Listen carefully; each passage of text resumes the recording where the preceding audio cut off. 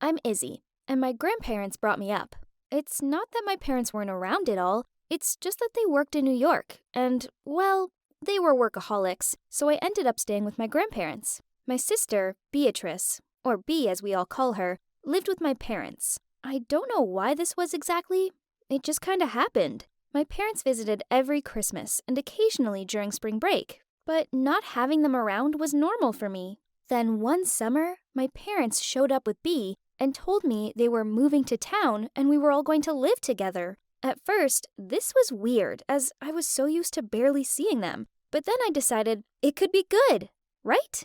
But, well, living with a little sister was more complicated than I thought. It's kind of bothersome. In fact, B even pushed me, an average drama-free girl at school, into a bunch of nonsense scandals. B's a sweet kid, but she's on the shy side and she can be a bit clingy. Probably because she still needed some time to fit into this new place, so she followed me and clung on to me all day long. But I just didn't get why she had to copy everything I did. I wore ripped skinny jeans, so she bought the exact same pair. I wore glitter pink lip gloss, so she did too. I got a new phone for my birthday, and she begged our parents until they caved and gave her one too.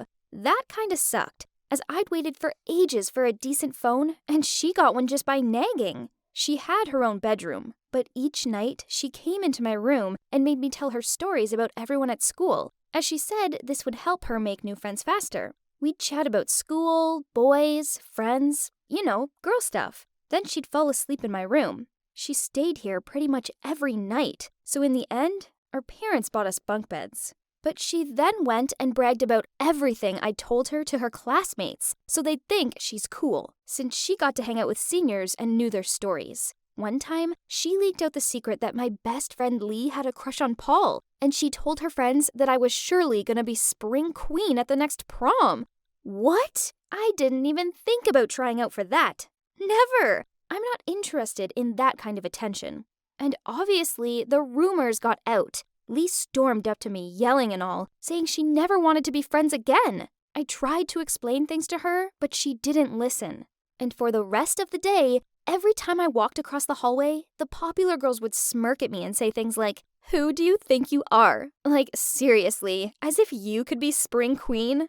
I hated this. I just wanted to have a normal, quiet life at school. I didn't like this attention, nor did I have any longing to be spring queen. This made me so mad. So later in the afternoon, I stormed into B's classroom during recess, dragged her aside, and told her to stop ruining my life with her big mouth. I didn't have much time to talk to her about exactly what had happened because I had to return to class, but I made sure to make my point and threw her a dirty look before I left. She looked pretty scared. I stomped back to class, but my tantrum didn't last long because during English Lit, my teacher paired me on a group project with two of my friends and Andy, the cutest guy ever. This was the perfect excuse to use the group study time to organize a meetup at my house.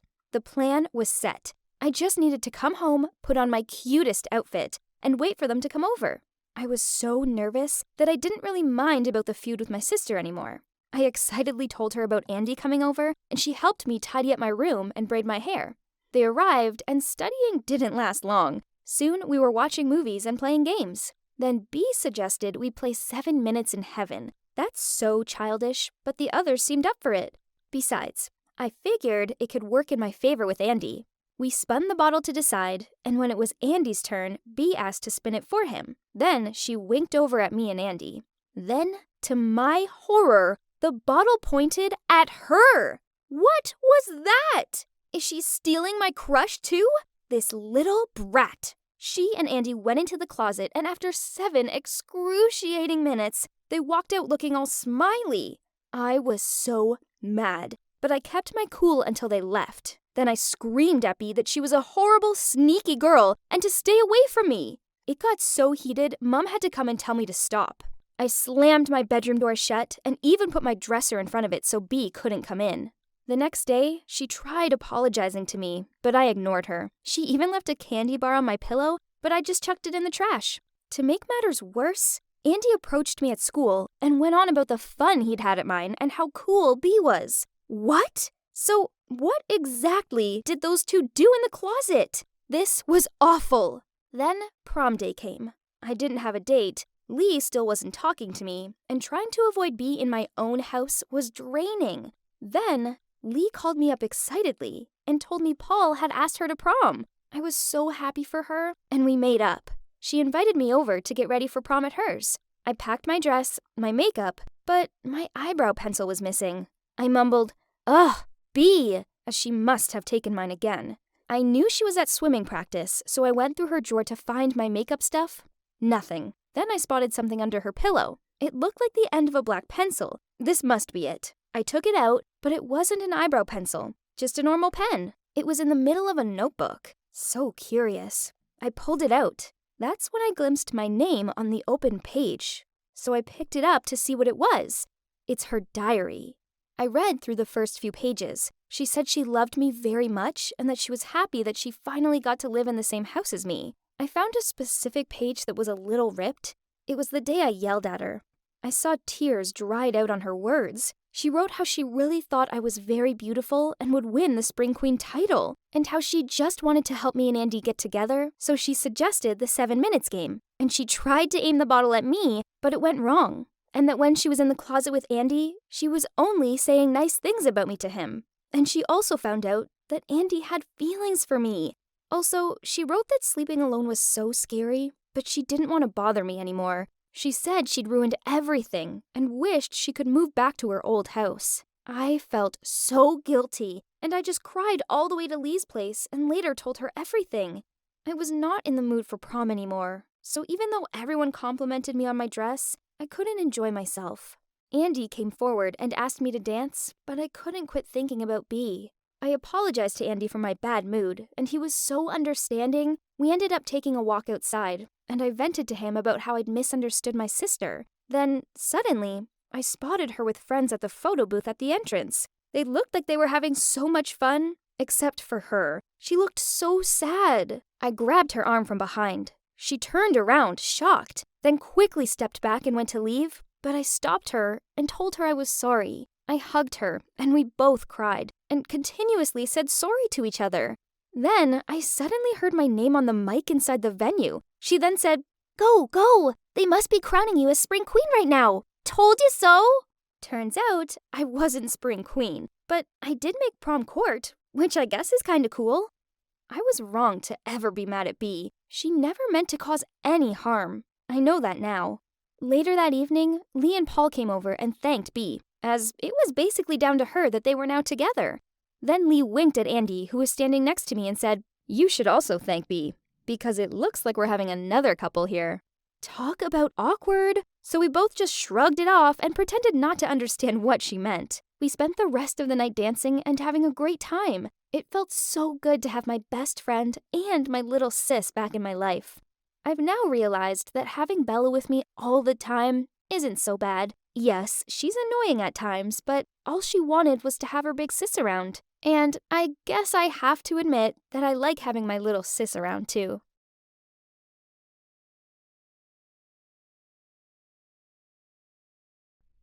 I was taking an interesting-looking book from the bookshelf when suddenly I saw a face peering back at me. Wait a minute. Oh God! Not him! I quickly hid my face behind a book, but too late. He'd already seen me. Duh.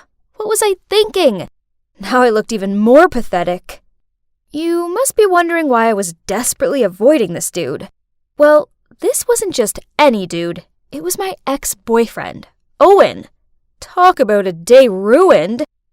Oh, hi, Owen. I didn't see you there.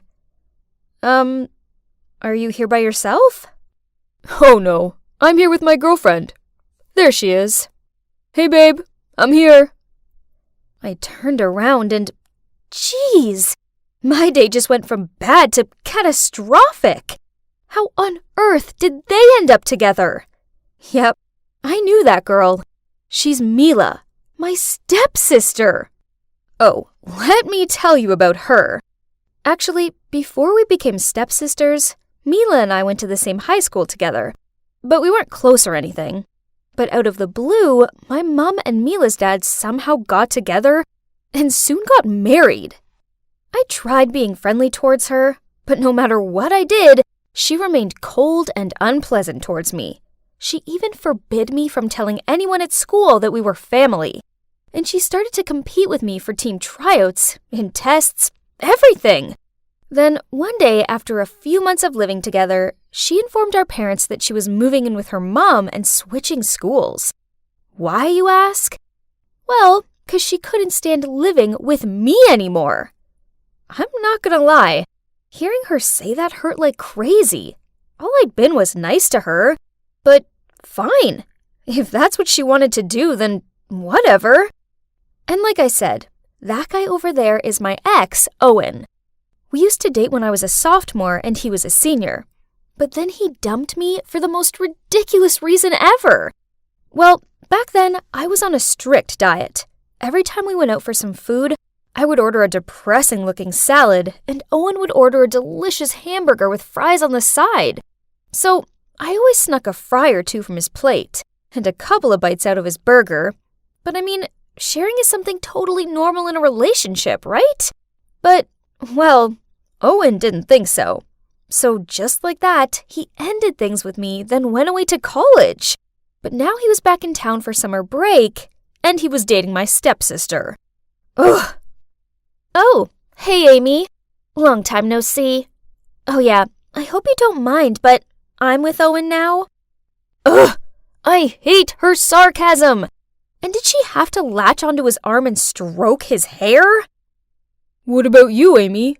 Are you seeing anyone at the moment? There was no way I was going to tell them I was single. That would be so embarrassing. So I flipped my hair, then started bragging about my awesome older boyfriend. A mature guy who has the face of a movie star and the body of a Calvin Klein model. Wrinkles started to form between Mila's eyebrows. In your face? But then Owen suddenly said, Great. How about a double date tomorrow night? What? Great idea, babe. I want to meet the lucky guy who stole my sister's heart. My God, they weren't joking. Ugh, I had no other choice but to agree. Darn it. Where was I going to find a handsome older guy by tomorrow? Amy, are you trying to wear away that table? Oops. I'd been so preoccupied with my dating dilemma, I hadn't realized I'd been cleaning the same table for 20 minutes. Hey, but wait. I took a closer look at my manager's face. Jake is handsome, older than me, and he's single. My God, I'd found my fake boyfriend. Now I just needed to persuade him. But he's way too serious to help with this stupid situation. I did know he was on the search for his perfect girlfriend, as I'd overheard him complaining about the disastrous dates he's been on. Cue my perfect plan.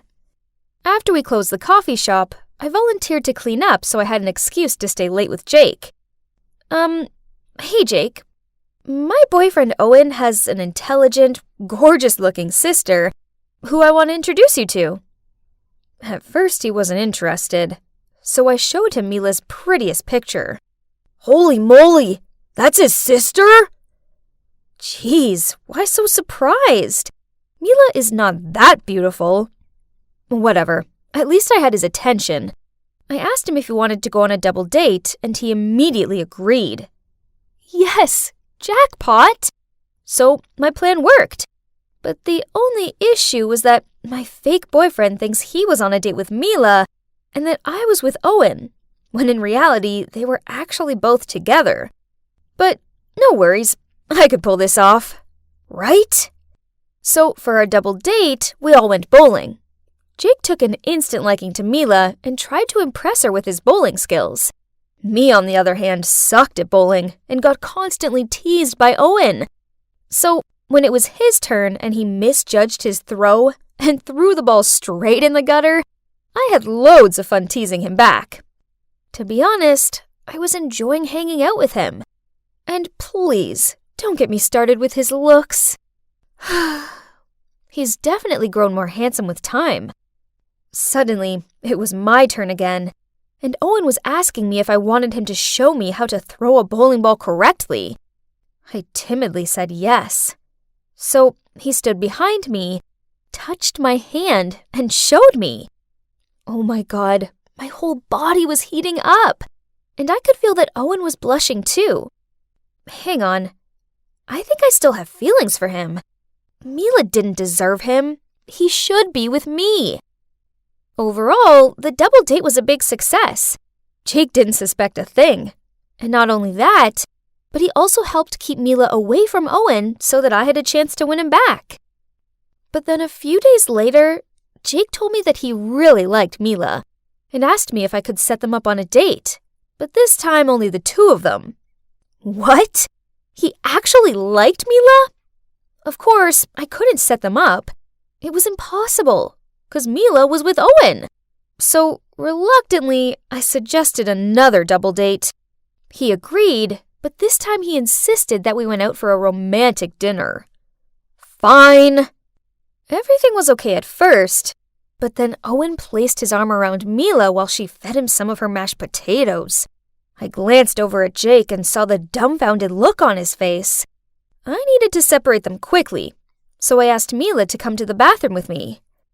Oh, Owen is such a great guy.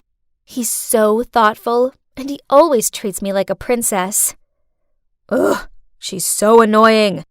Well, enjoy him while you can, 'cause he would soon be mine again. When I walked out of the bathroom, Jake ran over to me and dragged me into a corner.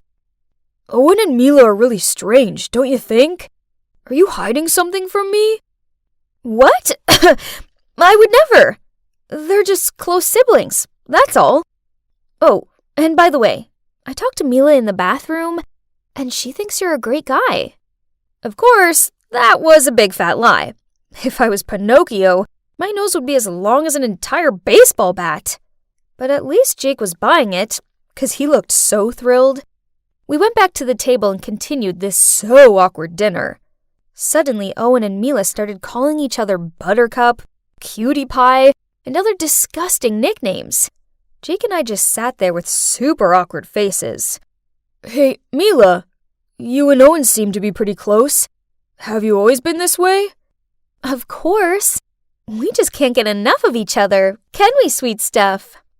She looked at Owen with dreamy eyes and kissed him on the cheek. Yes, on the freaking cheek! I looked over to Jake and, yep, he looked so horrified, but maybe he hadn't figured out they aren't siblings. Ugh, who am I kidding? Of course he'd figured it out. After the double date, he yelled at me for tricking him. I explained to him that I really like Owen and that I was trying to win him back. What about you? Do you like Mila? Jake silently thought for a minute, then nodded. He really likes Mila a lot. So I suggested that we should team up to break the couple up. And Jake agreed. I told Jake that Mila is into photography and also has professional equipment. So he messaged her asking if she could take photos of the coffee shop for his online page. And Mila said yes. While that was going on, I turned into a complete creep and followed Owen just so I could accidentally bump into him at the bakery. Then we had some croissants and talked about the old days. I thought it would be fun spending a whole day with Owen, but no. On the contrary, it soon began to get boring. Kinda annoying even. Turns out, his personality hadn't changed at all. He kept his food out of biting distance of me and still told the lamest jokes. Listen to this. What do you call a sad coffee? A depresso. Now I regret buying him that coffee. Maybe I should reconsider this. I mean, do I really want this boring guy back? Then he told me he was planning a special surprise for Mila, and he wanted to discuss it with me over dinner at his place. When I was in the kitchen helping him to cook, he suddenly lunged forward and tried to kiss me. Huh? What? I was so startled that I threw some carrots in his face. Oh my God. My plan actually worked and Owen had fallen for me. What about Mila? I thought this whole meeting was about a surprise for her. And that was when Owen came clean to me. He had no surprise planned for Mila. That was just a ruse to get me here. Also, turns out the time we met at the bookstore wasn't by chance. Owen had been stalking me. What? Creep! He also knew that Mila was my stepsister, so he purposely got with her to make me jealous. Amy, it's you that I love. It's always been you. What? Hearing him say that gave me the shivers.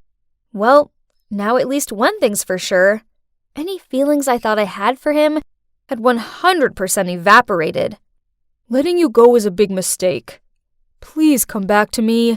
Mila means nothing to me. I don't care about her at all. Oh, wow. Owen is a massive jerk. How dare he take advantage of Mila's feelings like that? Ugh, I needed to warn her. But before doing that, I had to give him a piece of my mind. Let me make this clear. I only went on a double date with you guys because I didn't want to lose to Mila. Nothing else. May I remind you that you're the idiot that split up with me? Oh, and your jokes are really lame. And that's it. Owen just stood there with a bewildered look on his face, and I left. I ran straight to the cafe shop where Mila was and blurted out the whole truth about how Owen was just using her to make me jealous. I can't believe you're doing it again. What do you mean by that? Don't act all innocent. You're stealing my boyfriend again. Huh? What did she mean by again? Turns out back then, Mila had a crush on Owen. So when Owen and I started dating, she got real mad. And that's why she was always so cold with me. I didn't know. I swear. If I knew that, I would never have dated him. Ugh, just stop. I know you can't stand losing to me. Just leave me alone. I don't want anything to do with you. I give up. Talking to her was pointless. But then Jake suddenly spoke up. Mila, she's trying to protect you. If she didn't care about you, then she'd just let you be with that jerk. But no, she told you the truth even though she knew you'd probably react like this. Because that's what sisters do. They protect each other. Mila fell quiet for a bit, but then realized Jake was right. So we sat together and had a long, serious talk. There were laughter, tears, and copious amounts of hot chocolates, but in the end, we finally seemed to understand each other. So that was it. After all the drama, Mila and I put aside our feud and made up. At first, Mila was kinda sad about what Owen did to her. Luckily, Jake kept her company, and she soon opened up to him, and their relationship developed. And now they're dating. Yahoo! About me, I may still be single, but I'm okay with that. The main thing is that after all these years of hating and competing, Mila and I made up. I don't have a boyfriend, but I have something better. I have my sister back. Hi, I'm Kate, and I'm doing something totally thrilling. I'm running away. Just picturing my parents' worried faces makes me smile. Why, you ask? They deserve it for trying to send me, their beloved only daughter, to some disgusting girls' boarding school. Yuck! No parties, the grossest uniform, bossy supervisors, and no hot-muscled guys. Ugh! That place is for nerds, not me. An it girl and the founder of Clique Chic, our school's exclusive group for the hottest, most sought-after girls. To be a part of the club, you must be really fashionable, you know? I'm talking about a wardrobe full of the latest designer must-haves, manicured nails, and the glossiest hair. Only girls as dazzling as us can make the school hallway our catwalk stage. As one of us, your life will be filled with endless parties and super cute jocks fighting for your attention. Studying and homework? That's not our thing. Those loser nerds who are chasing after us will take care of it. Hey, do you know those people? I looked outside and saw a group of bodyguards who were yelling and trying to force my cab to stop. Ugh, this was so uncalled for. $500 if you can get rid of them. The driver immediately sped up. Ordinary people will do anything for a little bit of money. He dropped me off at a service station, and I quickly snuck inside and hid in the restrooms. Ew! This place was gross! Gosh, those bodyguards were loitering about outside so no one could leave or enter without them seeing. How tragic! This was so stupid. All my parents needed to do was let me stay at home for the summer. But no, they sent those bodyguards after me to ruin my life. Suddenly, a cubicle door flung open and knocked into me. Ouch! Are you blind? What are those glasses even for? I'm sorry. The girl quickly apologized, then she bent down to pick her fallen stuff up. But when she looked up, I gasped in shock. Holy guacamole! What in the world? She looked exactly like me. I mean, at least her face did. Her style was disgusting and old-fashioned. Ew. But given my dire situation, I came up with an amazing idea. Okay, so this is weird. Do you want to make some money? And I mean a lot of money? She gave me this dumbfounded look. Ew, I hope I didn't get frown lines like she did when I screwed up my face. They were ghastly. I have a really lucrative job for you. As you can see, we have similar faces. Freaky, but fortunate. So I need you to pretend to be me and live my rich life for a month or two. Here's my Twitter account. Just skim through it. You can learn everything about me there. It should be enough for you to play the part and avoid my family's suspicion. And here's your payment. I rifled through my bag and handed her the rest of the cash. Jeez, this must be a huge amount for her, as her eyes lit up like she was seeing money for the first time, and she immediately took it. We quickly exchanged clothes, and as instructed, she went outside to hand herself over to the bodyguards. Freedom!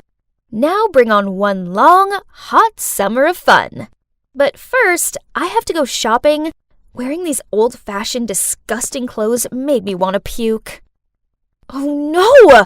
My parents have locked all of my credit cards! I can't even buy a soya milk iced latte now! Oof! How could my parents be so cruel? The worst part is, I had stupidly given all my cash and my phone to that girl. With no other options left, I reluctantly searched the girl's bag. A few old-fashioned clothes, some stupid books, and an unbranded lipstick? Huh? Was that all? How can people live like this? But, what's this? In her small notebook was a train ticket and an offer letter to work at Homestay Allen. So, looks like she's going there for a summer job. Hopefully that homestay has a bath with scented candles and a pool for me to sunbathe by. I need to work on my tan. I was glad to get off that flea-ridden thing and breathe in some fresh air. Now where was my ride? There was a short, chubby old man holding a board with the name Clara on it. The name on the train ticket was Clara. So this meant he was here for me? He didn't even have flowers with him, and he could have at least combed his hair. So, turns out that's Danny, the manager and owner of the homestay. Honestly, if it wasn't for the circumstances, I would never have set foot in this stupid place. Oh, how the day got worse. Without even being allowed to rest my weary feet, Danny gave me work. Housekeeping. It was a joke, wasn't it? My nails were not made for menial jobs. Life here was horrible.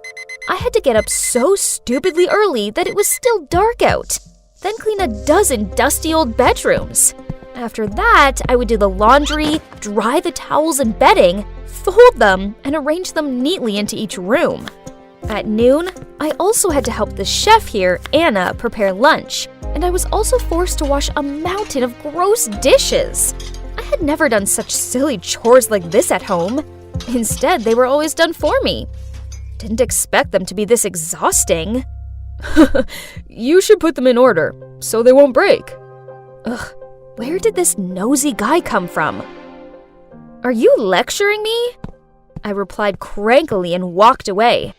Suddenly, oh no! This was the 9th time I'd broken stuff since I'd arrived here. And that wasn't counting my poor broken nails. I quickly bent down to clean up, but ouch!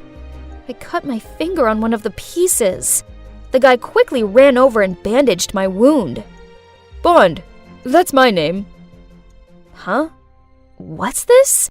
Did he just wink at me? My heart was pounding. I mean, he was cute. Yeah, he was really cute. I'm Clara.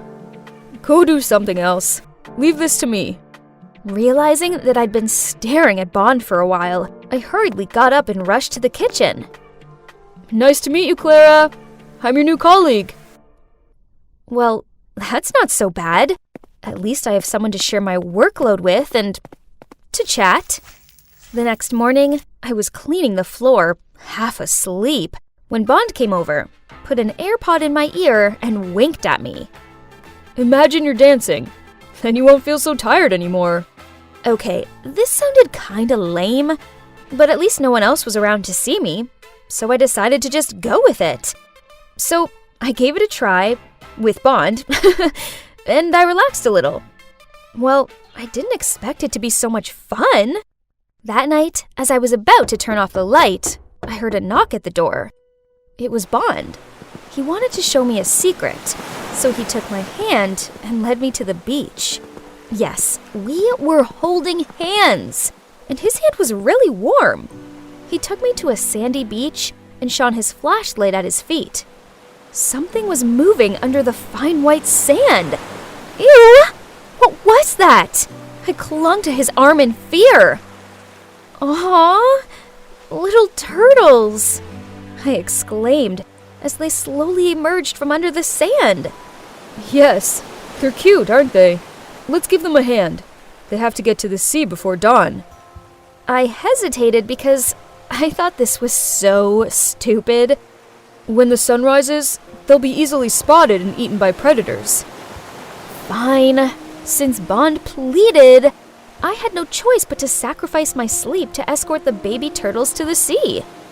Why would their mom just abandon her babies like that? Their mom protected them when they were eggs, and now it's time for them to start fending for themselves. I bet they don't mind. You see, they're all trying their best to crawl towards the sea. But it was us who helped them. Then they'll be very grateful to you. And so am I. Whoa, I'd never felt like this before. It felt like my heart was aching, but in a good way? Thinking about it, I suppose this was the first time I'd ever helped anyone before. Now I kinda understood why my parents did what they did. They just wanted me to be more independent and stop hanging around with those vain, show-off girls. They sure would be pleased if they could see me now, with this sweet and gentle guy. He was the total opposite of the rich boys back home. When I was hurt, he made sure I was okay. He opened my eyes to new experiences, and he didn't try to impress me with dumb flowers and expensive gifts. I've been thinking about Bond all day, and this is the 1001st time I've peeked at him. I think I'll have to confess my feelings before I go crazy. So, that evening, after finishing all my work, I knocked on Bond's door. Huh? Why was a teary-eyed Miss Anna standing there? Then she told me the shocking truth. Bond had left without saying goodbye. Panicked, I walked into the room, but there was nothing left of his. Nothing! No! This couldn't be happening! I hadn't even had a chance to confess yet. The next day, I felt so down. It sucked not having Bond here. But then in my zombie state, I accidentally picked up the newspaper at the front desk. OMG! On the front page was a picture of Bond! God, I couldn't believe it. He was the son of a famous billionaire, and they were looking for him. Turns out, I wasn't the only one who'd run away from home. But why did he leave so suddenly? He could have told me the truth. He could have said bye. Ugh! My untold feelings for him felt like an unreachable splinter in my side. I couldn't carry on like this. I needed to find Bond. With my meager salary, I got on the train back to the city, imagining seeing Bond again. This is without a doubt the most nervous I'd ever been in my entire life. It didn't matter how much I pleaded my case and explained that I was Bond's friend. The security guards refused to let me in. I was about to leave when suddenly I saw Bond from afar. He was with a girl. What in the world is this? I tried to strain my eyes to see. My God, isn't that me? No, it's the girl I hired to pretend to be me. What was she doing with Bond? And why did they look so close? Could it be? 98, 99, one more to go. And 200,000 followers! It looks like I'm making quite an impression on the world. Hey, you're looking at the hottest beauty and lifestyle influencer of Park Springs High School. Beauty and brains? I have both. It's not surprising, is it? Obviously, a girl like me gets loads of attention. Oh, there our nerdy Ben is, my #1 fanboy. He's always following me around school and offering to help me with, well, everything. I can't blame him. I mean, I'm basically his queen. Hey, Ben. I didn't see you at my locker as usual. Are you good? I'm out of money today, so... Wait, Ben, don't say it like that. People will think I mugged you or something. I never ask for those groceries or sundries. Yes, you don't. Sorry. Okay, so that was weird. Then things got even stranger when I overheard Christine telling her friends that after being exposed, an anonymous IG singer's followers had skyrocketed to a whopping 500,000. But the thing was, she went to school here. She's that nobody in bio class, Stella. Stella hurried past me into class, followed by a flock of people trying to take her pic and asking her to sing. Blah, blah, blah. Some of the boys even offered to take her home after class. Poof! Please! What were they thinking? Ugh! She could play the fragile and confused act on these losers, but she didn't fool me. The dropped book scenario was so overrated. But, why was Ben rushing to pick it up? What a traitor! Ben? Where's my homework? He couldn't even come up with a better excuse than, I went out last night. This was baloney.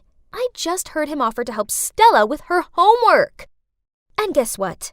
This girl, still with her Little Miss Shy facade up, told Ben that she could do her own essay. Ugh. Did she think she was Beyoncé or what? Acting all high and thinking she's the beacon of the universe? I was furious. So she wanted a taste of fame, huh?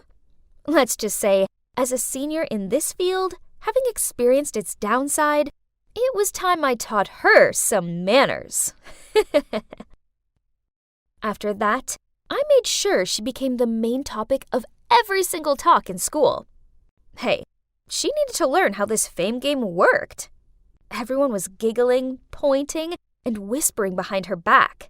She had to cover herself with a hoodie that hid half of her face and walk through school in anxiety. Yeah, I know that paranoid feeling all too well when you obsess with why people keep on giving you odd looks. Then one day, I was putting my books back in my locker when I glimpsed someone running past me crying. It was Stella. And she dropped a note that said, "If I were you, I wouldn't have shown up at school ever again. You're a joke." Gosh, do people even say these things? This was way too harsh. What happened? For God's sake. He didn't think I was the one who wrote this, did he? From that day on, Ben completely ignored me. And worse, he was glued to Stella, comforting her as people talked behind her back. Ugh. Then one day, I was tying my shoelaces when I heard some cheerleaders trying to open someone's phone. Right at that moment, Stella stepped out of the shower stall. Upset to see others violating her privacy, she tried to fight back. But oh boy, this wallflower couldn't even make them budge. Fine, I'll help her, but only this time. You tattletale! You think you run the place now just because you're popular? Go tell Ben I didn't put that note in your locker. Better yet, call him right now. Oh, come on. Just run to the bleachers and tell that nerd. Go! What are you looking at? I went over to the bleachers to find Ben comforting Stella. What now? Snitching on me again? Actually, Stella was just telling me that you didn't write that note. Could you be any more foolish? So, you're just gonna bluntly do whatever I tell you to? Don't mind her. It's just who she is. A bit rough, but a truly great friend. I don't make friends. Yeah, I'd learned it the hard way. Back in my early days on Instagram, the only friend I trusted posted a video of me changing in the school's shower stall. I still had my tea inside my shirt, but that taught me a cruel lesson about friendships and fame. When you're famous, people will always want something from you. You can't trust anyone at all. You hear me? Stella! Who's that? Liam, Stella's friend from the music club. They look good together, don't they? What? Are you jealous of him or something? For that silly chick? Ben didn't say anything, but just blankly stared at them. Huh? He never looked at me like that anymore. Now I was no longer the Instagram queen. That meant I was no longer his queen. It was true there was no one I could trust. A few days later, there was a big football match. We were going up against our rival school for the final, and Stella was singing the national anthem. Even the mayor and a local TV station showed up for it. Crazy! Ben was part of the AV team, so when some dude told me Ben wanted to talk to me, I went to the AV room to find him. What did he want to talk about? Hopefully not something to do with Stella. Ugh! But as I got there, no one was around. Huh? Right at that moment, the screen showed Stella stepping up to the podium preparing to sing. But instead of the soothing melody, a string of strange, distorted sounds came out of her mic. What was going on? What are you doing here? Ashley! He pushed me aside and hurriedly fixed the sound system. And just a minute later, things were back to normal and Stella could restart the song. Ben gave me an accusing look, then dragged me behind the bleachers, where we met up with Stella and Liam. Then Ben told her I'd messed with her mic. Ugh! How could he think I was capable of something like that?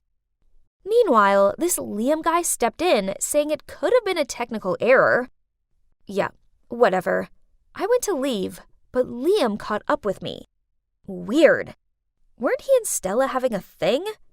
He immediately denied it, saying they were just acquaintances from music club. But I've been wanting to get closer to you for a while. You're the true Instagram queen, not Stella. Whoa, this guy was a top-class jerk. Just a minute ago, he had his hands wrapped around Stella, and now he was trying to leech onto me.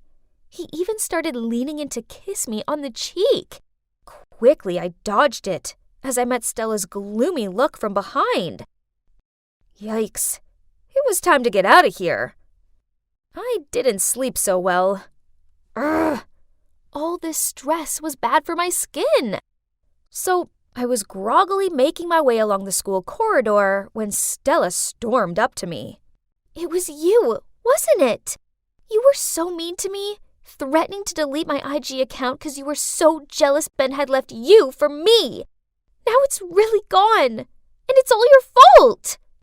What are you talking about? I had nothing to do with your stupid account. Yeah, I gossiped about you to mess with you a bit, but that was all. And you think I did it too? Excuse me? Did he just ignore me? And there Ben was, my so-called friend who turned his back at me right at the moment I needed him the most. And I never threatened to delete her account. Why did she make it up?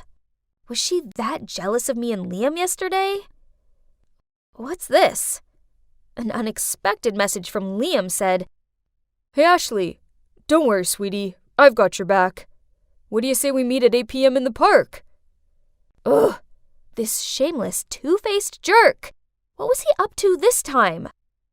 So after class, I slid a note into Stella's locker, pretending to be from Liam, saying, I have a surprise for you. See you at 8 p.m. in the park. I arrived on time to find Liam already waiting. He kept putting on this simping act like he was madly in love with me or something. I can help you prove everything, and I only ask for one tiny favor, that you'll be my girlfriend. You can do that? But how? Well, you can just simply put the blame on someone else. Let's say, Ben? Oh, honey, you don't have to do anything. Just come to me and let your man handle it. Ugh, this guy made me want to barf. But I still had to play it cool so I could figure out what this dude had up his sleeves. Sounds interesting, but I want to know more. How are you going to carry out your master plan? Honey, I've already got all the pieces of evidence in my hands. You mean? That's right. I was the one who deleted Stella's IG account, and I know a way to blame it on someone else. You did what? Ashley, I let my jealousy blind me. So when I saw him flirting with you right in front of me, I just lost it. At least you're not the only fool around here. He played both of us. And for the record, he's so not my type. Your type? Let me guess. Someone like Ben? He's such an idiot. He'd never realize I have feelings for him. But you're more of his type than I am. Besides, the way he just abandoned me when I needed him the most. Ashley, I didn't mean to hurt you like that. What? You've been there the entire time? Yeah, I've heard it all, including the part about how you have feelings for me. Look, it's not what you think. I'm not into Stella that way. The thing is, I saw her singing at a coffee shop and realized right away she's my favorite anonymous singer on Instagram, so I sort of revealed her identity online. One thing led to another. I felt so guilty I just stayed by Stella's side and accidentally pushed you away. And it's not that I don't trust you. After you left, I tried to convince everyone you didn't do it, but they didn't believe me. Then Stella showed me the note in her locker of Liam asking her out, and I recognized your handwriting. I got worried, so... So, you didn't turn on me? Yeah, I know you can seem cold sometimes, but deep down you have a good heart. So, turns out that Stella going viral meant some local lounge singer had lost a lot of gigs, so she hired Liam to delete Stella's account for good. This guy was no joke. The note, the cheerleaders, the mic accident, he was responsible for it all. Luckily for me, I'd managed to put my phone on record mode for the entire conversation I had with him. So the next day, I went ahead and reported him to the principal. Well, no bad deed goes unpunished, so I hope you enjoy your indefinite suspension, Liam. As for me, I no longer go solo anymore, as I have a new friend by my side, who now has quit social media and enjoys her passion for singing. And Ben is still Ben. Such a doofus. But my doofus. So, my dream of conquering Hollywood and becoming a world-renowned actress is finally beginning. Today is my first casting. Oh boy, I hope it runs smoothly. Now I just have to change my clothes. I heard that Jenny Sinclair is here too. She's bound to get the main role, as her billionaire dad is too influential for her to not to. Ugh, you mean Jenny? The talentless eye candy? She's nothing special. Her dad's loaded, and it's rumored her mom is a famous actress. But after giving birth to her, she abandoned her for a movie role. This is so unfair. How are we meant to compete with some rich girl with a paternal sob story? Yes, I'm Jenny Sinclair, the daughter of billionaire Rod Sinclair and the rumored daughter of a mysterious famous actress. People think growing up in wealth means my life is super easy. Wrong. My dad refuses to talk to me about my mother, hence even I myself don't know who she is, and Dad is also completely against my acting dreams. You see, I definitely needed to win this role on talent. Then they'd all take me seriously. It's almost my turn. I'm so nervous. The movie's called The Servant, so the main role is for the part of this maid. And Mrs. Sharma, a veteran actress who had just come back from Hollywood, will play the role of the ruthless mistress. This is it. Fingers crossed I don't forget my lines. Next, Jennifer Sinclair. Ignoring the buzzing gossip behind me, I confidently stepped onto the stage and smiled at Mrs. Sharma. She seemed a little surprised when she saw me. Fetch me a cup of chamomile tea. I was walking with the tray when... Oops! I tripped and fell, and the cup shattered across the floor. You incompetent girl! You do realize that cup was worth more than you are? Huh? This wasn't in the script. Stunned, I just stood there with a confused look on my face. Poof! Miss Sinclair, how are you supposed to be an actress when your reactions are this abysmal? Acting is also about improvisation, not just learning the script by heart, young lady. Jenny, you clearly didn't do your research, as you're clueless about this character. I regained my composure, hurriedly apologized to Miss Sharma, and begged the director to let me try one more time. I don't have time for this. How can a young girl who was born with a silver spoon in her mouth ever understand the life of a maid? Please leave. Other contestants are waiting. So, my dream casting became a nightmare. Ugh! It felt like the whole world was laughing at me. Miss, please get up. You need to eat something. Please don't be down. There'll be plenty of other opportunities. No, that was my big chance, and I blew it. Lucas Hemingworth hates me. That basically means the whole industry will now shun me. Oh, him. My aunt's his housekeeper, and she said he's a horror to work for. He's fired 5 housekeepers within the last month, and now nobody dares apply. Don't let him get you down. Everybody knows how obnoxious he is. Did you just say Lucas Hemingworth is looking for a maid, and you know the housekeeper there? That's right, but this is the perfect way to show him that I'm not just a pretty face. I might seem like a spoiled rich girl. I sure still can play the role of a maid better than anyone else. Please help me, or else I'll go on a hunger strike. Before she had a chance to reply, I grabbed the glass of milk and glugged it all in one breath. Okay then, we have the deal now? Hey, it's me, Jenny. I pass for a maid now, right? Remember what I told you, and never set foot in the master's working room without being asked. Now go to the warehouse and get me the box of Christmas decorations. Ugh, this box was so heavy. Suddenly I bumped into something, and as I fell, all of the Christmas decorations scattered across the floor. Huh? What was beneath me? Oh no, I was lying on top of someone. Oh my God, it was Lucas. I quickly got off him and apologized, but he just tutted at me, then walked off. I was feeling dumbfounded as I picked up the decorations when this girl approached me. You're the new maid, huh? Don't think that being pretty means you can seduce my dad to become a famous actress or something. Here's a piece of advice. Don't even dream about it. From now on, this maid serves me and only me. What a bummer. It was only my first day and I'd already got on the wrong side of Lily, the director's daughter. She already had a reputation in the modeling world for her extremely unpleasant personality.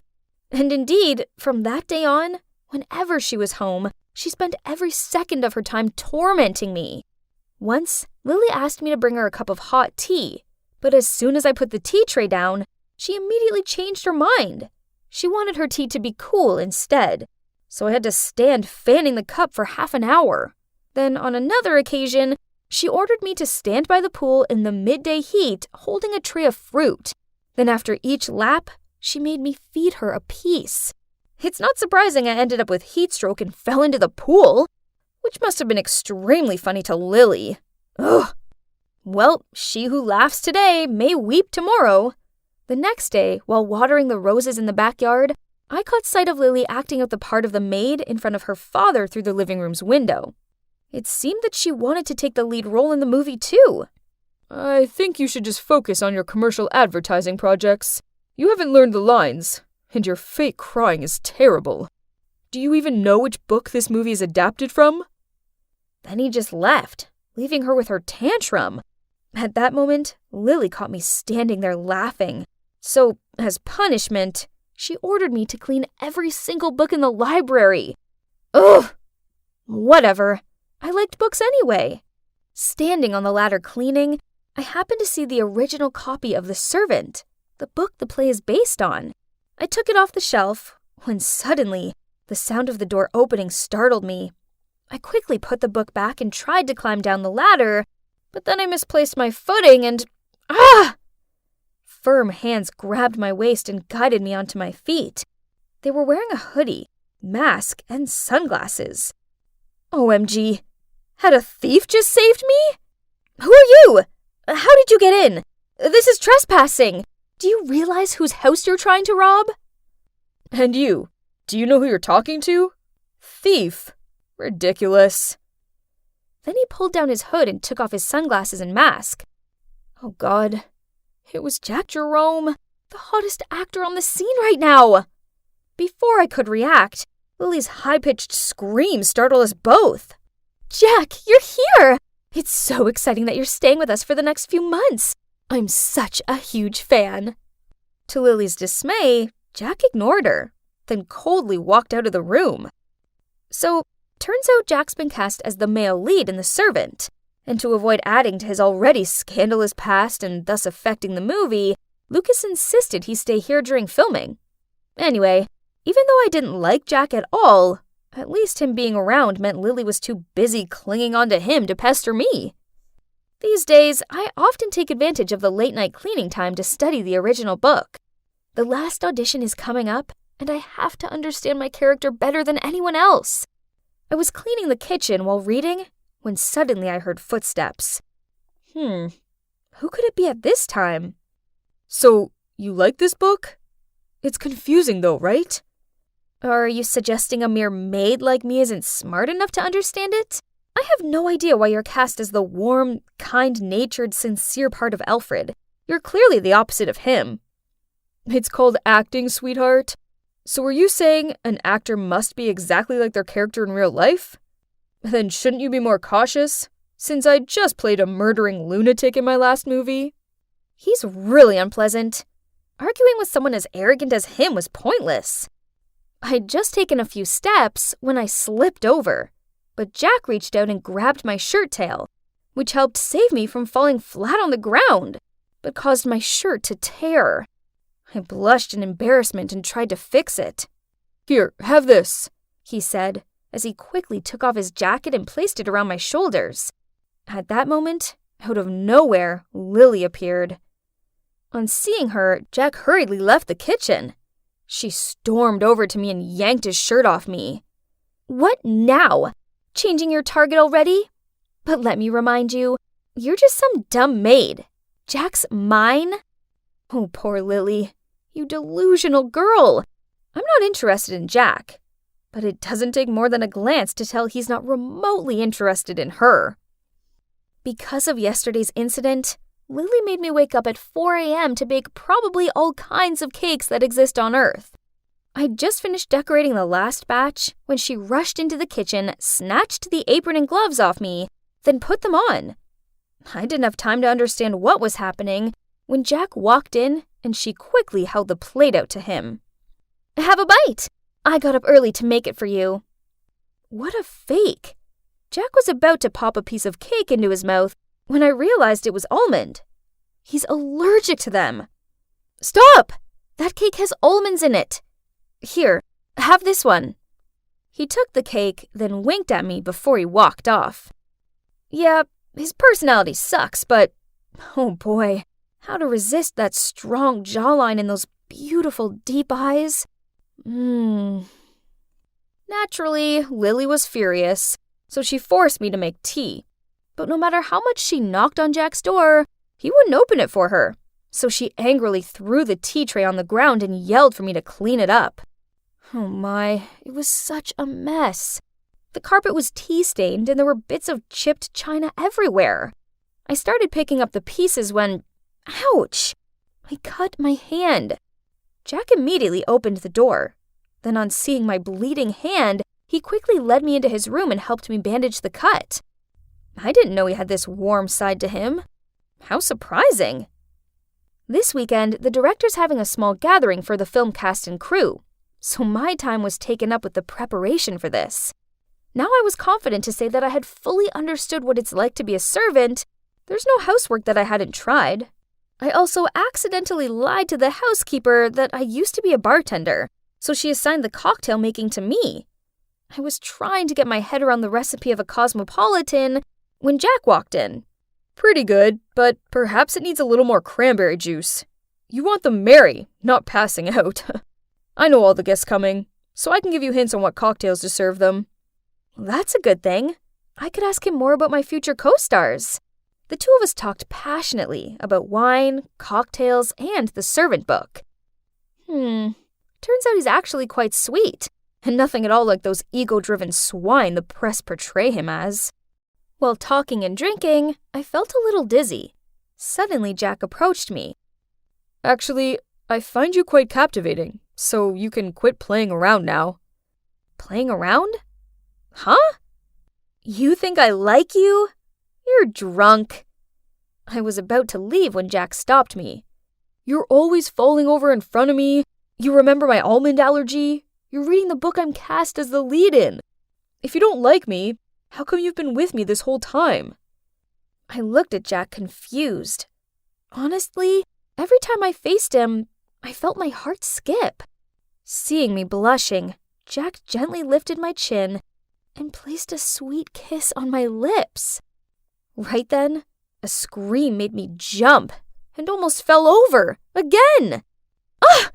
What on earth are you two doing? I frantically ran out of the kitchen, leaving Lily screaming behind me. I sat outside by the pool until I regained my composure. That was unexpected. My first kiss was with Jack, the scandalous actor I hated the most. I think I needed to leave before things became even more complicated. After composing myself, I went back to my room to start packing, and saw my clothes were thrown across the ground, and there, sitting on my bed with a smug look on her face, was Lily. She waved my passport and script in her hand. Jenny Sinclair, it appears I know your secret. How humble of you to lower yourself to play a maid just to get a movie role. Imagine the scandal if the press found out about this. No one would dare to cooperate with a snake like you. I angrily grabbed my things back, but it didn't work. Lily even pulled out her phone to film and threaten me. Do what I say, else this video goes viral. Then not only will your daddy dearest know you've been scrubbing toilets all day, but imagine the damage your lies will do to his precious reputation. Gah! She was messing with the wrong girl. My method acting experience was over. I was done being her puppet. It's time she realized who's the true master of this game. Hello, it's me, Jenny, the maid in disguise. If you're wondering why a rich girl like me chose to be a maid, then it sounds like you haven't watched the dramatic episode 1 all about my turbulent time in this house. You should totally go and check it out. I had my dream acting role to get, so what better way to understand the mindset of a maid than to live the life of one? So that's why I'm here, working at the director Lucas's house. Unfortunately, it wasn't all smooth sailing, as his spiteful daughter Lily found out my secret and now she was intent on making my life a misery. Jessie, Miss Hemingworth is asking for her tea. You see, I was already having 1,000 things to take care of since tonight the director's throwing a party for the movie's crew. And still, Lily wouldn't give me a break with all of her annoying orders. As soon as I put the tea tray down in front of Lily, she looked at me disapprovingly, then took the dish towel from the tray and wiped the lipstick off my lips. Maids have no use for makeup, do they, Jessie? Or should I say, Jenny? Are you trying to seduce my Jack? Stay away from him, else I'll make you pay for it. I leaned close to Lily's ear. Hate to break it to you, but Jack's the one who can't seem to stay away from me.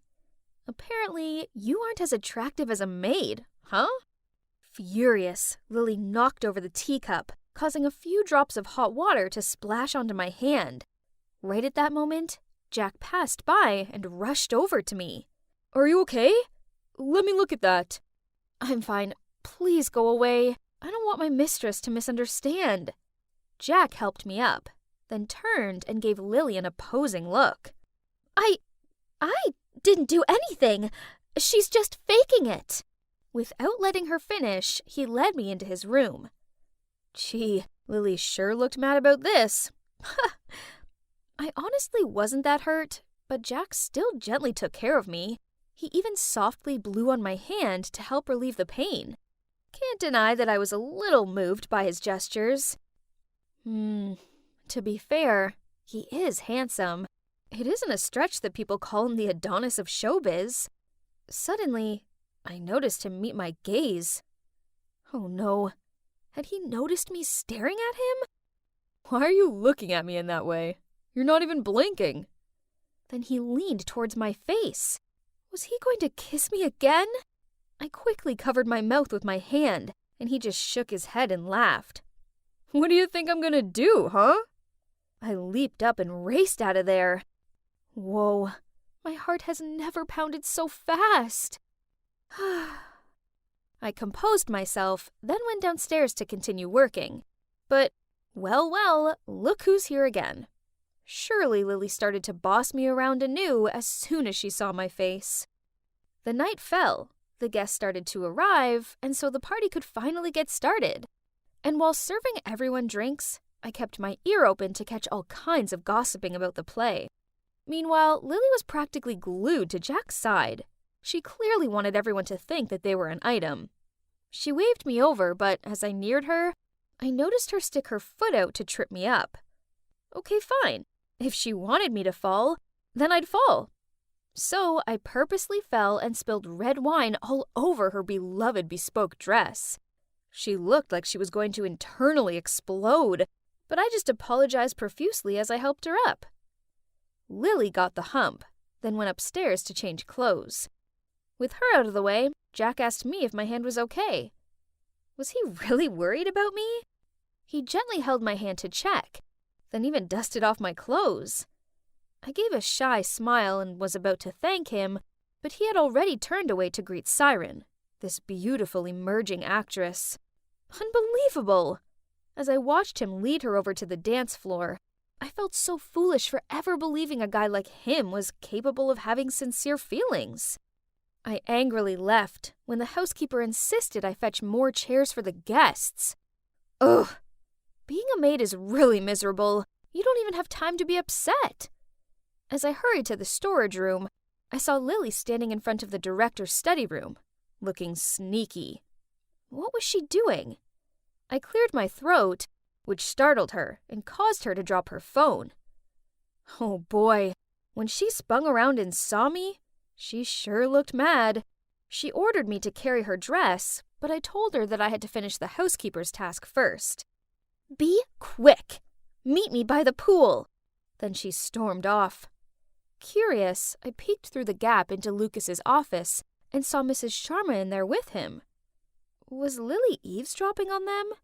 After that, I had to carry the train of Lily's dress around the party. Indeed, a showy girl. But her plan to punish me wasn't working, as everyone seemed to pay more attention to me than to her. I even overheard some of them whisper that I was pretty, which made Lily screw her face up in annoyance. Then when we were by the pool, she ordered me to fix her hair, but then she suddenly swung her hands out, which caused me to lose my balance. Panicked, I grabbed onto Lily's dress belt, and we both gave horrified looks as we fell head first into the pool. Lily intentionally pushed me for everyone to laugh at anyway, so fine, an eye for an eye. Seeing as Lily was like a buoyancy aid in that OTT dress, I pretended that I couldn't swim and clung to her, then pushed her head down several times. Suddenly, someone jumped into the pool and pulled me up. It was Jack. For someone who can't swim, you sure don't seem that freaked out, huh? Next time, try acting more realistic. Geez, Jack saw right through me. I shyly made an excuse to go change clothes and left. Thank goodness, that chaotic party was over. It was absolutely exhausting. Still, I couldn't stop thinking about Jack and how he always seemed to appear at the right moment. I suppose his actions really touched me. However, there's a chance that he was just using me to annoy Lily, right? She definitely wouldn't let me off this time. Speak of the devil. I forbid you from talking to Jack ever again. You've probably forgotten my warning. My dad's at home right now. Should I go talk to him? Do what you want, but I'm sure the press would love to see some unflattering photos of you. And do you remember how that one time you pretended to be sick in order to avoid participating in a charity program? You dare to sneakily take photos of me? You! It's you who went through my stuff first. I have no interest in Jack, but no way will I ever sit back and let you control me again. Okay, fine. As long as you don't hover around him, I'll leave you alone. My dad told you to bring him some tea into his working room, so better hurry up. Lucas wants to drink tea while working? Okay. I carried the tea tray upstairs and quickly hid in a room near his office. After a while, I saw Lily come up and put her ear close to the door, muttering, "Why hasn't Dad yelled at her yet? Is she flirting with him again? This fox!" Then she immediately flung the door open, thinking she's going to catch me red-handed. You see, I know that Lucas only drank coffee while working, and also he hated being disturbed. At this point, I slowly entered the room and saw him shouting at his beloved daughter. I already said that no one could enter this room without my permission. I pretended not to understand what was going on at that time and hurriedly placed the tea tray on the table. Sir, Mistress ordered me to bring you some tea. Both of you get out! Now! Lily glared at me angrily and walked out. It serves her right for trying to get me into trouble. It's crazy how fast time flies. The last day of casting was the next day already. I stayed up late to practice some more, when suddenly Lily burst in and tore up my script. I forbid you to audition for this role. It'll be mine anyway, so just give up and save yourself the humiliation. Poof! What to do with this delusional girl? The next morning, I woke up early to get ready, but when I went to open my door, it wouldn't budge. Oh no, it was locked from the outside. Lily had to be behind this. I opened the window and peered down. It wasn't too high, so I tied my clothes together into a rope to climb down. But halfway down, a shirt suddenly ripped and I fell into someone's arms. I scrambled to my feet and turned to see Jack. He was rubbing his arm while frowning at me. You love falling into my arms, don't you? I'm in a rush. I don't have time to argue with you. I grabbed my bag and was about to leave when an idea popped into my mind. Can you take me to the studio right away? Jack was a bit surprised at first, but he eventually agreed. I transformed while in the car. I took off my wig and brown contact lenses, put on some makeup, and voila! Beautiful Jenny was back. Jack couldn't help but gape at me in surprise. You... What's going on? But there was no time to explain. We'd already arrived at the studio. I hopped out of the car and hurried inside to audition. The director called my name at the exact moment I entered the set. I quickly regained my composure. and stepped onto the stage where Mrs. Sharma was already waiting. I told myself I wouldn't let her frazzle me this time. As expected, she tried to throw me off by changing the situation and dialogue. But I took inspiration from my difficult times being Lily's maid and performed my heart out. When I finished, the whole film set started to applaud.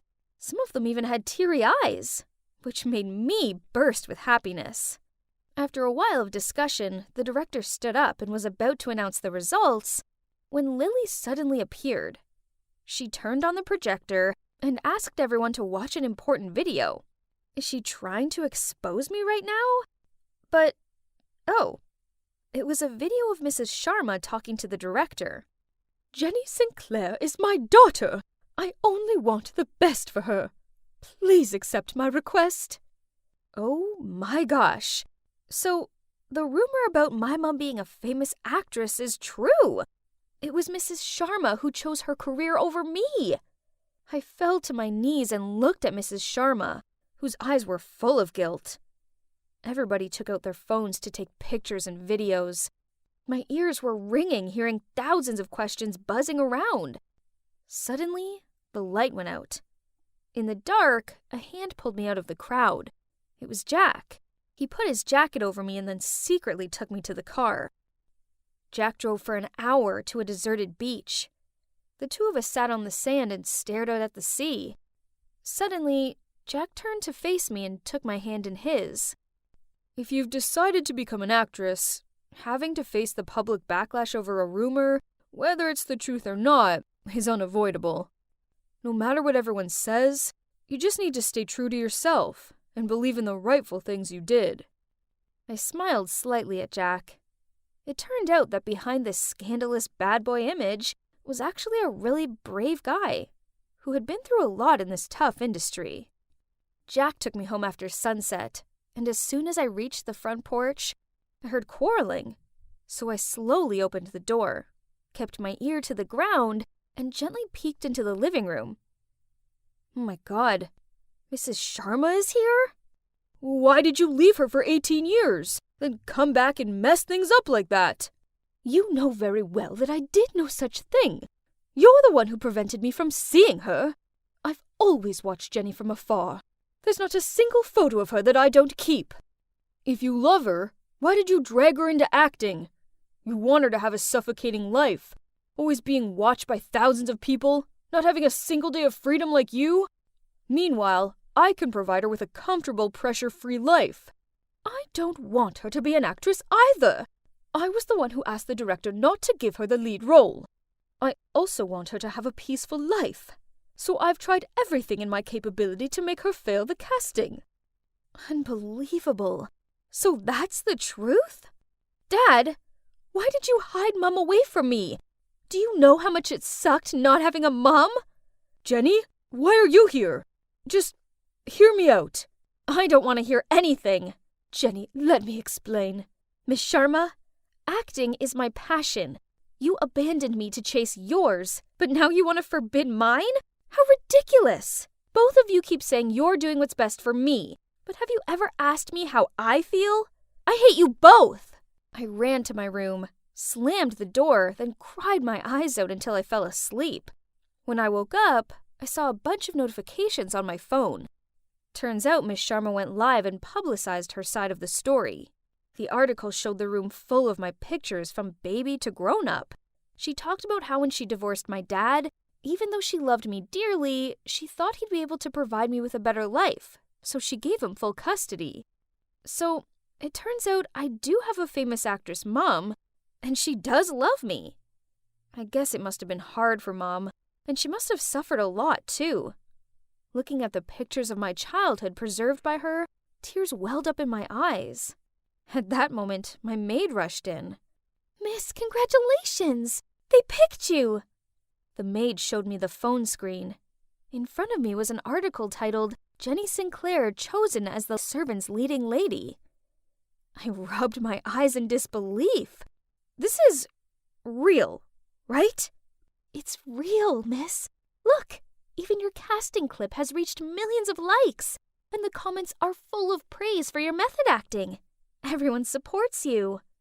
I jumped up and hugged my maid, tears streaming down my face. Finally, I've achieved my dream. So, what now? Well, as you can see, I made it. This is the movie premiere. I'm here with my mom. She accompanied me on set and taught me a lot. Suddenly, a firm hand wrapped around my waist from behind. It was Jack. He's always playfully sweet like that. The three of us posed for photos and greeted our fans. The media these days keeps shipping me with Jack. They say we're a case of on-screen romance turning into real-life lovers. But, that's not quite right, seeing as we actually fell in love before filming even started. Oh, that person over there. Is that really my dad? Oh my, today is indeed the happiest day of my life. Having Dad's support for my passion like this means everything to me. I'm well on my way to becoming an excellent actress like my mom. Or, who knows, maybe even better.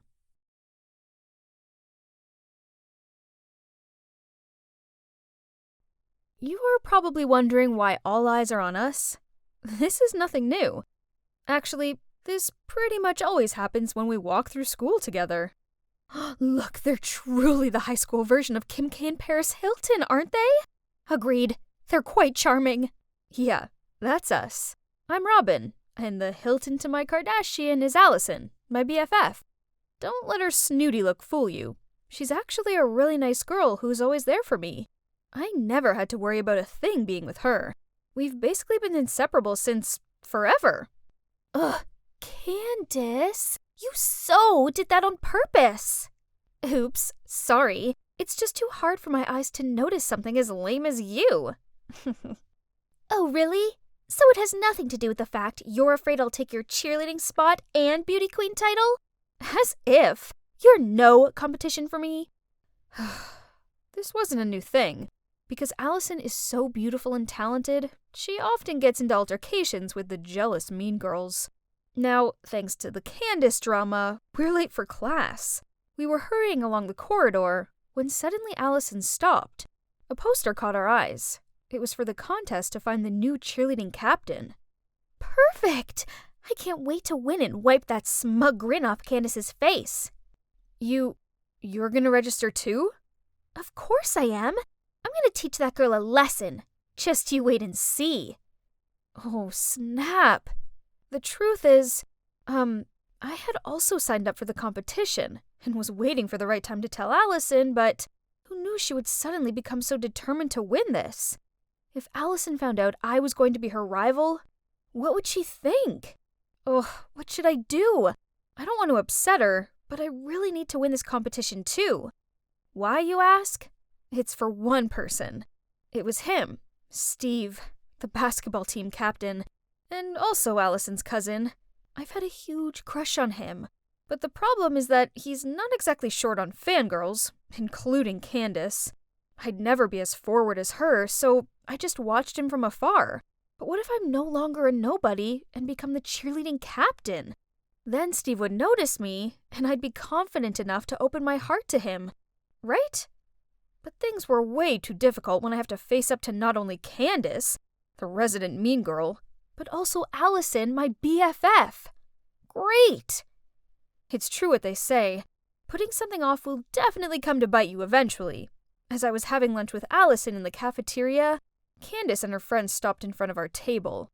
So, you think you can compete with us? Go on then. Eat up and grow strong, little girl. If you have a problem with me, then deal with me. Leave my friend alone. Okay, princess. Not everything is about you. I'm talking to her. Oh, wait. Look at this lost puppy. Hasn't Robin right here told you that she's also competing for the cheerleading captain position? Then Candace and her friends left, leaving me to face Allison's surprise and anger. I was planning to... You really want to compete against me? I just want to try. Wow, I've never expected you to stab me in the back like this. Unbelievable! Then she stormed off, leaving me there feeling dumbfounded, staring at my ruined lunch. I know I should have told her in the first place, but her reaction was way worse than I expected. For the rest of that day, I couldn't find her anywhere. Not at school, not at her house. So before going to bed, I texted her saying how sorry I was, and that I also had my side of the story, which I would tell her all about, but only after the contest. This was just a little misunderstanding. My awesome Allison would forgive me by the break of dawn, right? But nope. After that, Allison started treating me like I was invisible. No matter how hard I tried to talk to her, she wouldn't listen and just said, "I don't need any explanation, backstabber. Drop out of the contest, then we'll talk." Drop out? No way! I mean, I really need this. And, hang on, why couldn't I try out? So what? I kept it a secret from her. Was I supposed to tell her every single thing that I did? It was so upsetting to see us falling apart like this, but I had to sort out my priorities too. So as heartbreaking as it was, I had to put aside this temporarily broken friendship to strive for the biggest goal right now, the captain title. I poured all my focus into cheer practice and often stayed late so I could hone my skills. All my hard work paid off when the teacher complimented my technique. Meanwhile, Allison only received negative feedback. I turned to give her an encouraging smile, but she gave me a hateful look back. Did she think I was the cause of her poor form or what? I was about to leave when Allison walked in. I said hi, but she just ignored me. Seeing that, Candace didn't miss her chance to mock us. "Being betrayed by your best friend must suck. Oh dear, if it was me, I wouldn't be able to go to school." Allison angrily slammed the locker door shut and walked straight out of there, while Candace and her friends were laughing. Ugh, they were the worst. The day of the competition finally came and I was so nervous. But hang on, I couldn't spot Allison anywhere. I was trying to look for her when I heard my name over the loudspeaker. It's my turn already. I was backstage on standby when suddenly I heard someone talking about Allison having an accident and not being able to attend the competition. Oh my god, Allison. Is she okay? But before I could run over to ask them more questions, I was pushed out to the stage. The music was already playing, but I felt too overwhelmed and anxious to start. Sensing my nerves, the whole stand gave me a round of applause to cheer me on. I looked down at the audience and took a deep breath, tried to concentrate, and started my performance. As soon as the music ended, the whole room burst into endless applause. The judges nodded and smiled at me. I was too worried about Allison to celebrate, so right after my performance, I rushed over to her house to check. But she didn't welcome me at all. "How dare you show your face here? Not after what you did!" "What do you mean? I heard that you fell, so I rushed here right after the competition." "Stop the act. I know you snuck up behind me and pushed me yesterday. Thanks to you, I had to quit the contest." What is she saying? Allison disappeared off upstairs. I rushed over to help her, but she pushed me over. "Go away! We're not friends anymore." I was so upset that I burst into tears, and when I got up from the ground, I saw Steve standing at the bottom of the stairs. Did he see it all? I was so embarrassed that I fled as quickly as possible. And things didn't stop getting worse. I've never been so scared to go to school before in my life. It's all thanks to the school forum post accusing me of pushing Allison. Now my voting rank has dropped, and kids I don't even know are giving me dirty looks. Suddenly Steve came up from nowhere and started talking to me. "Allison hasn't been in a right mood recently. I'm sorry on her behalf." This was not a dream, right? Steve had never bothered with me before, so why now? "For you, this is a lucky pouch containing feng shui gemstones. If you wish for something, confess to the pouch a sin of yours, and the wish will come true. It's proportional to each other. The bigger the sin, the grander the wish. But use it carefully, as either opened or overused, it will weaken its energy." I watched as Steve turned his back and left. This was such a sweet thing for him to do, especially as everyone else was treating me like I was a walking plague cloud or something. But did this pouch really have magic powers? I guess there's only one way to find out, right? I call upon the magical powers of this pouch to confess that I purposely hid the flashy dress Mom bought me, then lied that I'd lost it so I wouldn't have to wear it. I'm so sorry. I wish I'll get a good grade for my chemistry test tomorrow so she'll be happy. After making the wish, I carefully put it in my backpack, hoping tomorrow during the test it would work. But no, the last question was pretty much impossible.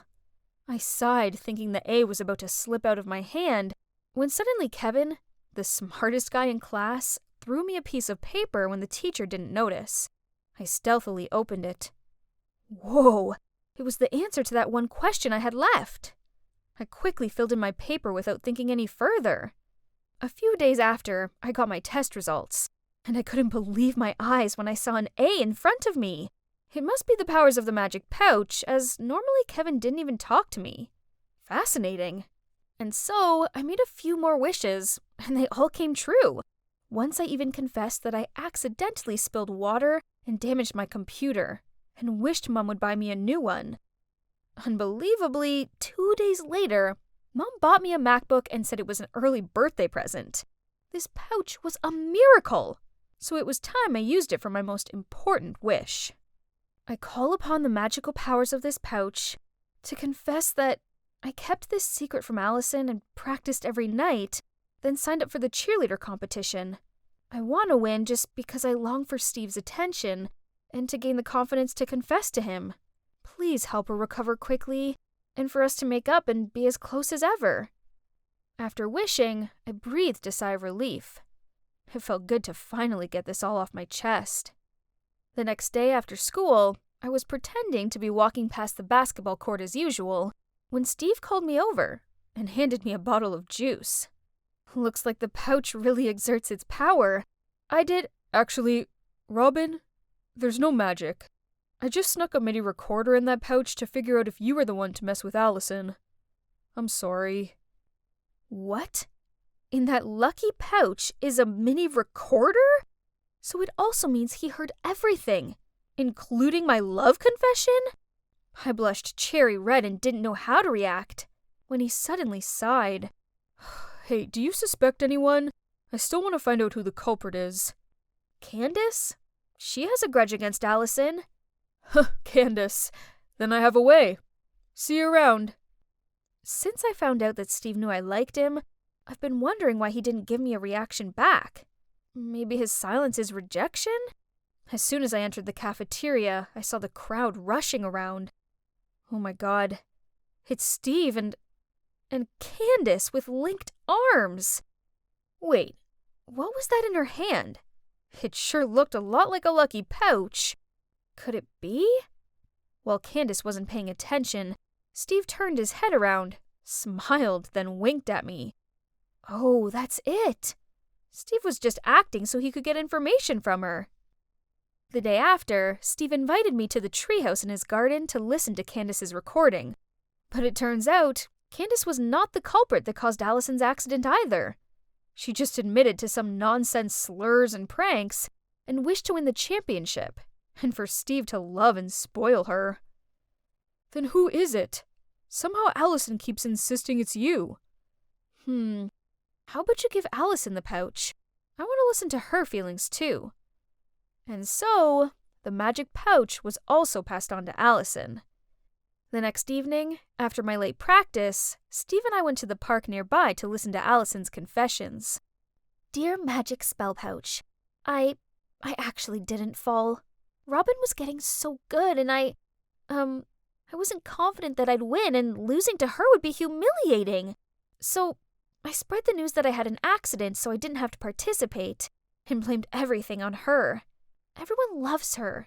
Even Steve has a secret crush on her. Well, me... What? That means it was all planned by Allison? And Steve had a crush on me? Is that true? My thoughts are all over the place right now. Then before I could blurt out a word, he took my hand to go to Allison's house. What is this, Allison? Can you explain this? So what? Why does such an ordinary girl like her get so many good things? I deserve it, not her. Allison, why? Without even letting me finish my sentence, Allison slammed the door shut. At least I knew the truth now, right? Even though it sure was ugly. I really have nothing left now. I lost my best friend, and with only one more day until the voting for the contest comes to an end, It looks like Candace will win. But as soon as I stepped into the classroom, everybody rushed over to me and waved their phones in my face. Huh? Oh, there's a new post on the school forum. It turns out that Allison shared the truth and even apologized to me. I knew it. My bestie is always a very kind person. Thanks to that, my vote soared and got to first place. And this is the moment I've been waiting for. The new leader of our cheerleading team is Robin Smith. Through my ecstatic grin, I noticed someone standing from afar. It's Allison. Seeing me, she hurried away, but luckily I was able to catch her up. Allison, thank you. I'm sorry for hurting you like that. No, I'm the one at fault. Although it was awkward at first, we soon got past this, then managed to talk straight to each other. Allison apologized for everything. Then she congratulated me and gave me a hug. Oh, right. Now that I'm the winner, I can confidently confess my feelings to Steve, right? No need, because he already did that to me. Thank you for staying beside me. But, Steve, I still wonder how that bag could fulfill all my wishes. The other things are understandable, but the MacBook was unreal. Yeah. I may have called your mom pretending to be the teacher and told her that a MacBook for studying was compulsory.